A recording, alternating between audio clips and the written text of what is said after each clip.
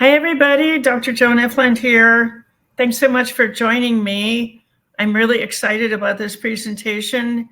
It's the culmination of, 28 years of work at this point. Having looked at thousands and thousands of studies, I now know how to create an environment that creates health.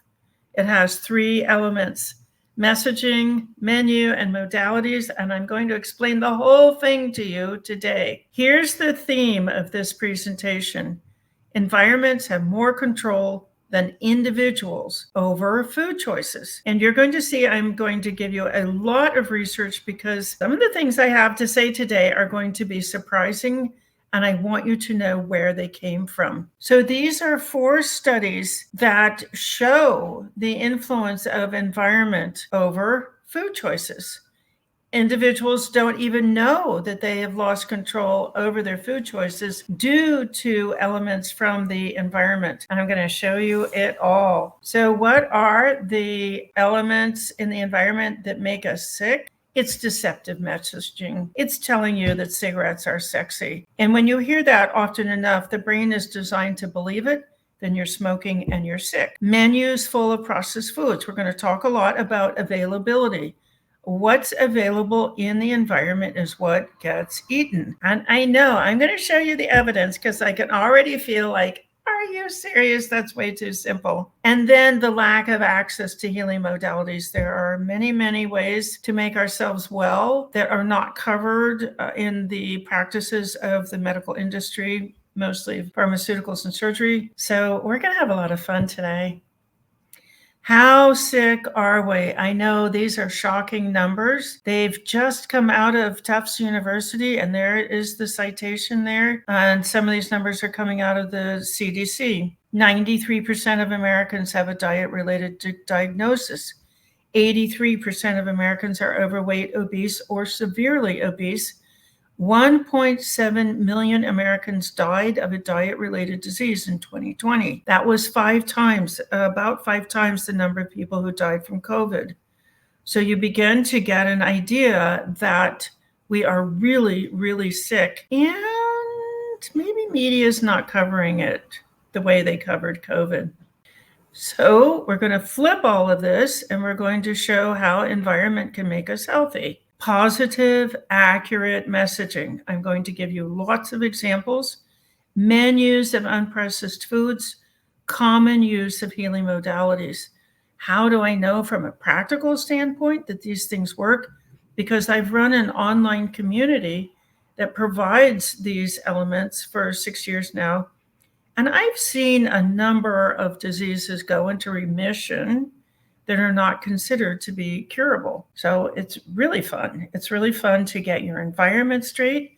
We've been providing a virtual environment. We are now ready to provide these environments in organizational places, workplaces, faith organizations, volunteer organizations, so that people can get really, really healthy.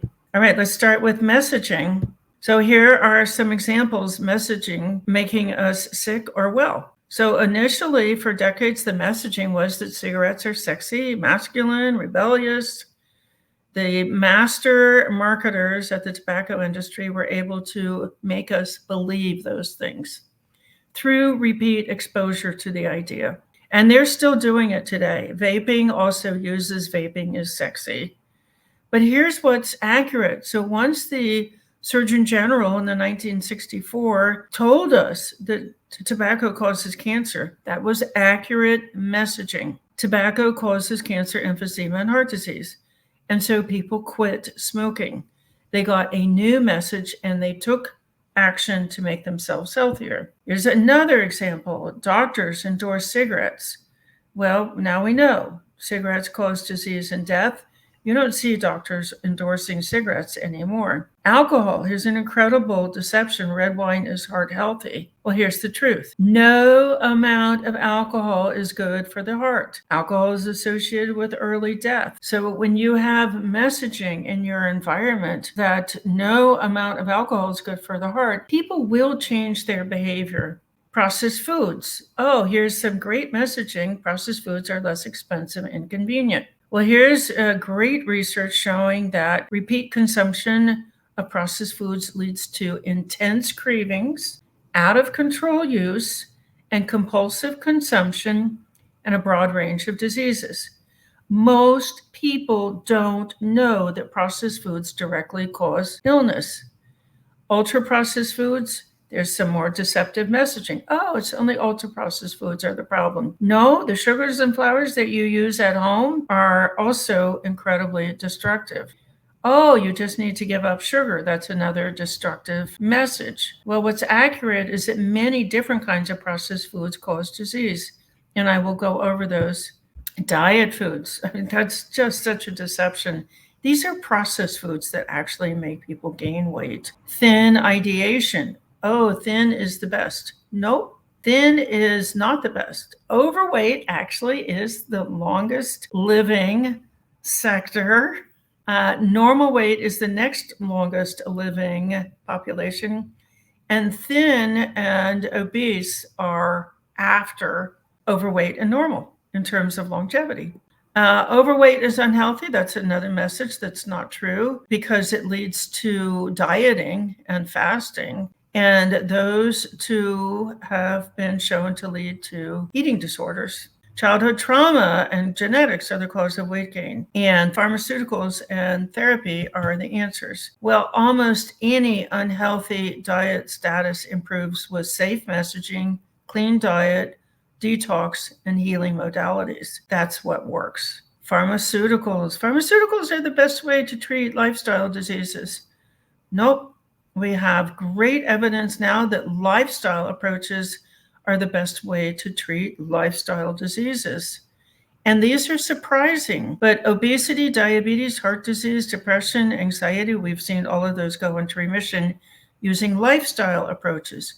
Control the environment, control the messaging, make the messaging accurate. And then you make clean foods available in the environment, and you teach people things like meditation and breath work. And that is the best way to treat lifestyle diseases. Pharmaceuticals have a lot of side effects. There will be 700,000 emergency room visits and 100,000 hospitalizations for medication side effects. So pharmaceuticals they can be dangerous, and you have to make sure that that medication is the best way to treat that disease. Here's a great example. We have the study cited here, issued by the American College of Lifestyle Medicine, and it showed that diabetes should be treated to remission with an intense program and diet changes. But the medical industry says, no, diabetes should just be controlled with pharmaceuticals. The person doesn't get to escape the diabetes. But with an approach of controlling the environment, messaging, menu, and modalities, you can put diabetes into full remission, type 2, and we see it all the time. Stress marketing. So marketing creates stress. You're not good enough. You're not good enough without our product. You're in pain. Stress impairs blood flow. It shortens life. It's associated with anxiety and depression. So when you replace stress marketing with kind, compassionate, expert messaging, you reduce stress, and that improves health right there. So here's the bottom line on messaging. Protect against deceptive messaging and fill environments with accurate messaging. It's that simple. Number 2, menus. Most people don't know that processed foods are actively creating illness, and many, many medical professionals don't know this. They're not trained in it. They are trained in pharmaceuticals and surgery and various therapies, but they are not trained in this fact, for which there's great evidence processed foods create illness. So here they are. This is a chapter out of the Processed Food Addiction textbook, which I wrote and edited over 3 years. There are the substances for which there is evidence that they create harm, and they create cravings, intense cravings, which drives use. So any sweetener, any sugar, any flour, any carbohydrate that's been ground into a powder, made into a crystal or a syrup, gluten, excessive salt, dairy, excessive fat, caffeine, and food additives. Processed foods are associated with intense cravings. And this is why Americans eat them, even though they know that they're harmful. Cravings override rational thought. And it's in all four of the major addictive pathways: dopamine, serotonin, opioid, and cannabinoid. Now, the processed food industry was taken over by tobacco in the mid 1980s. In 85 to 88, R.J. Reynolds and Philip Morris bought Kraft, Nabisco, and General Foods. And they brought with them a business model. So way back in my background, in 1978, I earned an MBA from Stanford. I study business models. And once you know what the business model is, and you know the impact on food choice, then you know how to defend against people compulsively eating the wrong foods and becoming very sick. And then buying into the messaging that the way to deal with that is pharmaceuticals and surgery. The business model is the 5 A's. It's advertising, availability, young age of onset, affordability, and hidden addictive substances in the products. So just like they hid extra nicotine and pyrazine in cigarettes, now they hide extra high fructose corn syrup, salt, fat in products. So you might have been able to eat a slice of bread in the 1970s and go on about your day. But by the 1990s, after tobacco had applied the addiction business model to processed foods, you would eat that slice of bread and it would trigger you into intense cravings. And you might stand there and continue to eat that loaf of bread.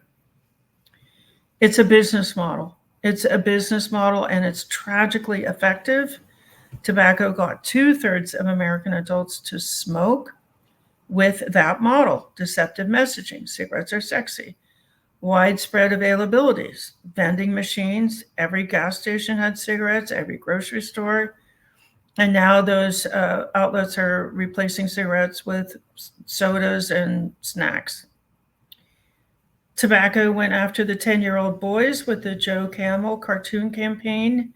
And once tobacco got a hold of General Foods, they went after toddlers with the Kool-Aid Wacky Warehouse campaign. So this is it's a business model.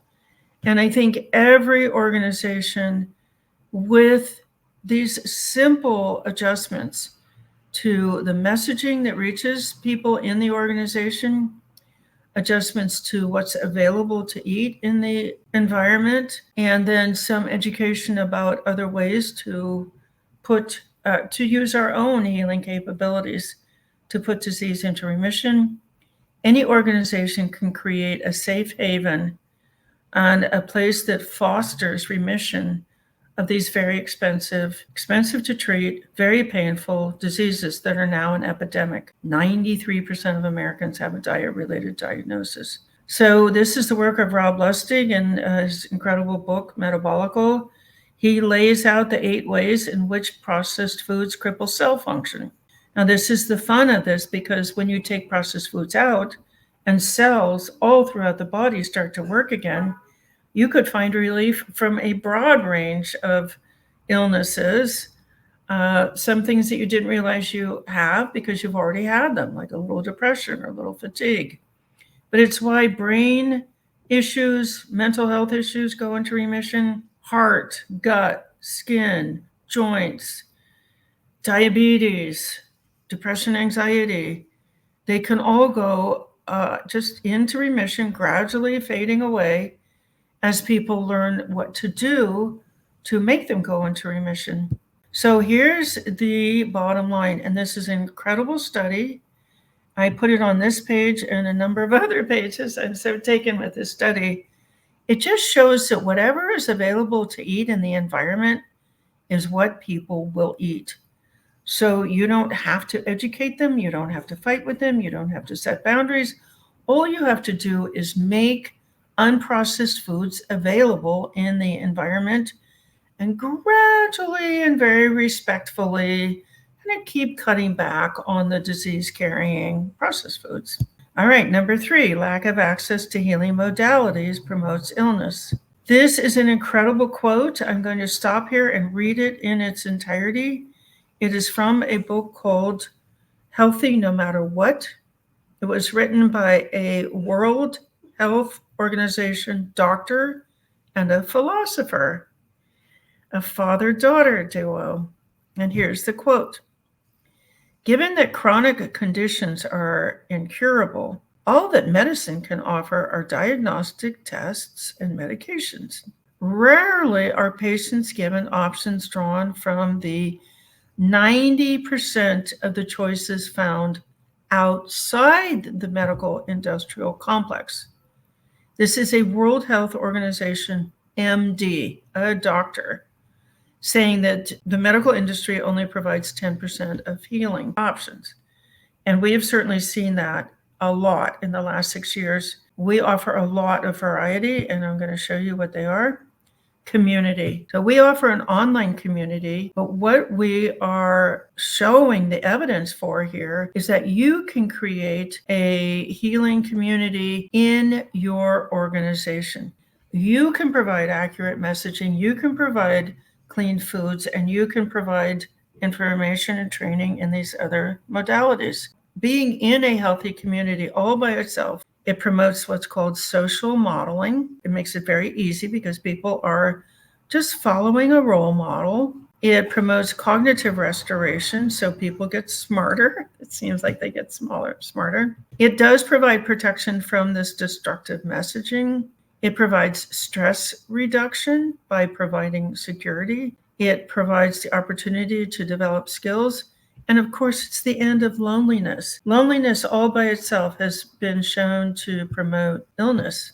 Now, I want to stop here and really talk about the source of this slide. You'll see at the bottom of the slide, the citation is Kelly Turner. The book is Radical Remission. She wrote it as a doctoral student, researching why people with terminal cancer put it into remission. How do they do that? Why do they do it? What is it that they do? And the book is about the 10 most common things, and she's got all the research laid out in it. I have looked at every citation of hers. I needed to make sure that the evidence was there. We have an online community modeled from these ideas, and here they are: meditation, visualization, qigong, coherent breathing, processing negative emotions, positive thinking.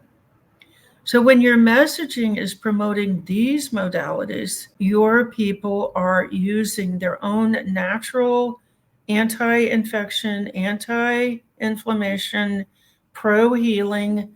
Our bodies are capable of manufacturing those things. When the pharmaceutical industry came along, that was competition. So they went around to the state legislatures and they said, all these other things are quackery.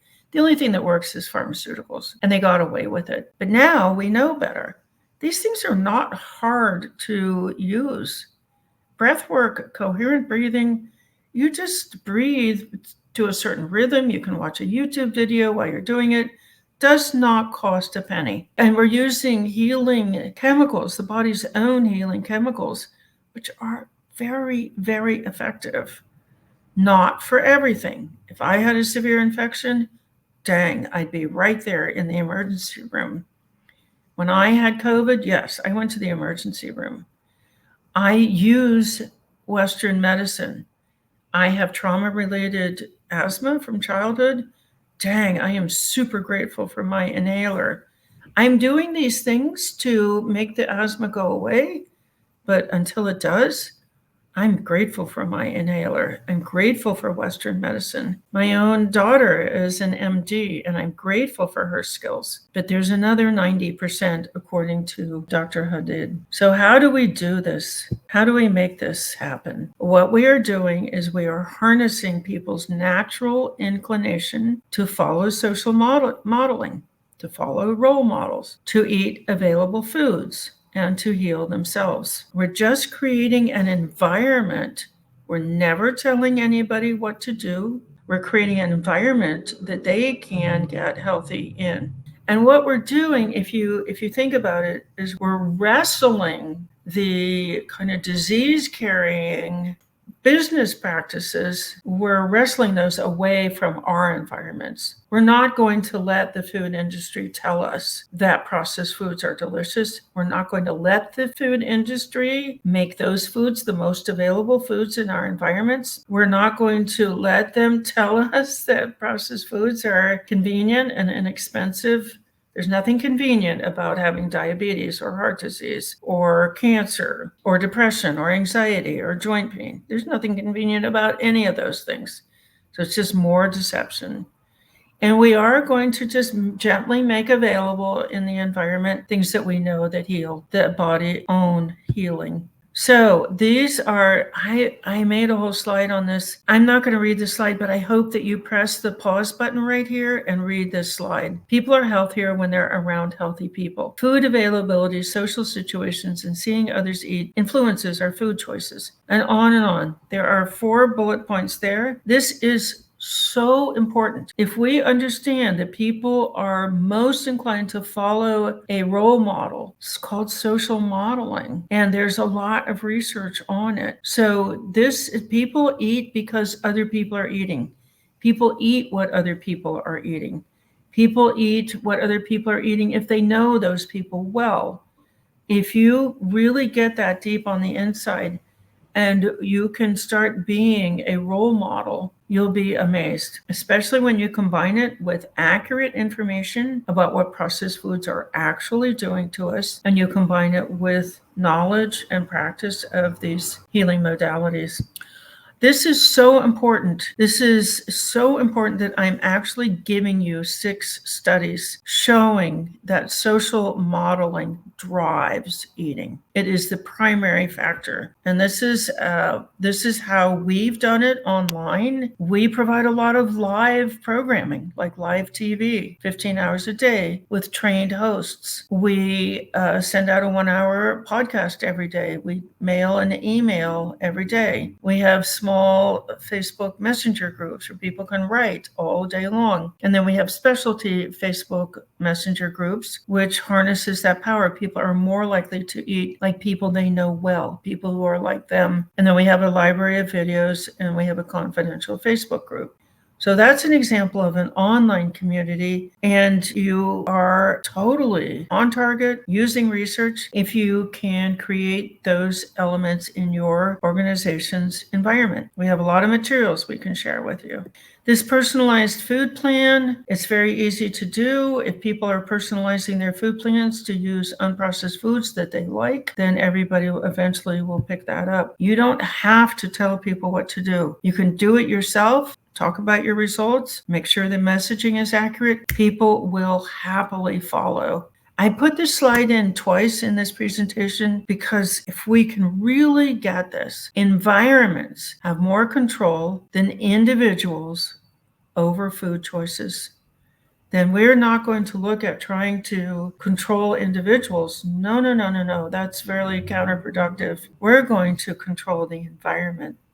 We're going to make it an environment that helps people get healthy rather than an environment which deceives them into being sick. So the modalities, we teach breath work, stress reduction, visualization, meditation, use modalities in groups, and then you harness the social modeling. Make modalities feel normal. If everybody's doing it, then I'm going to do it too because it feels normal. And then at this point, being well, being super healthy is not normal. When 93% of America has a diet-related diagnosis, being well, it makes people feel abnormal. And so as you spread wellness, as you spread health, as you spread recovery, as you spread remission through your organization, people will relax. Oh, okay, well, so if I'm not taking any medications, I can do that and I can still be normal. You're creating a new normal in your environment. So here's a few do's and don'ts. Do filter out deceptive messaging. Slowly eliminate toxic foods. Use a rotation method to determine which clean foods work for you. Join an easy to access online community or create this in your own community. Use research and not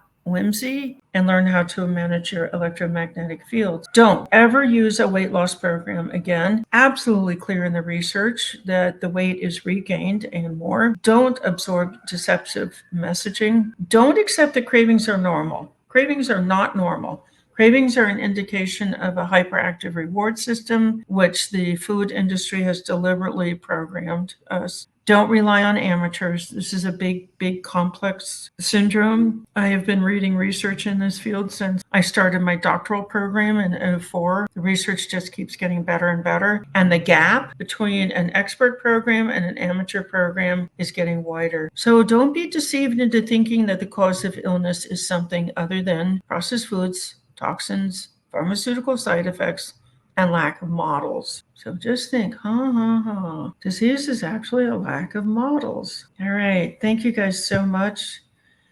Do connect with us. There's my phone number. Text me first, please. There's my personal email address within my organization. A great place to start to learn about this is processedfoodaddiction.com. You can learn more about me at drjoanifland.com. I hope I hear from you. This is such a joy to get out from under the burden of diet-related diseases. It's great to be in the sunlight of the truth as we know it from research. And it's great to take your health into your own hands. So let me hear from you. I appreciate you. Take care.